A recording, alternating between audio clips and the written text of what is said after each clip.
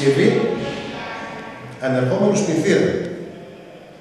Έχουμε τροφοδοτικό εναλλασσόμενες τάσεις που έχουμε στα 110 volt διακόπτης, μετασχηματιστής ανύψωσης τάσης. 300 πύρες στο δευτερεύον, 24.000 πύρες.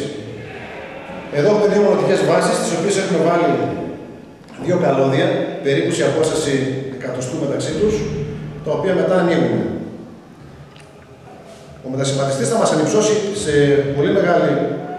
πολύ ψηλή τάση το ρεύμα μας, με αποτέλεσμα μεταξύ των δύο ακίδων να ξεσπάσει σπινθήρες.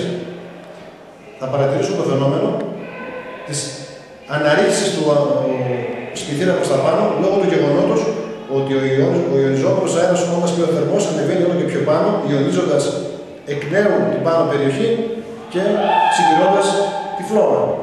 Θα κλείσουμε το φως. Τώρα, μάλλον θα το κάνουμε πρώτα έτσι και μετά να κλείσουμε το φως.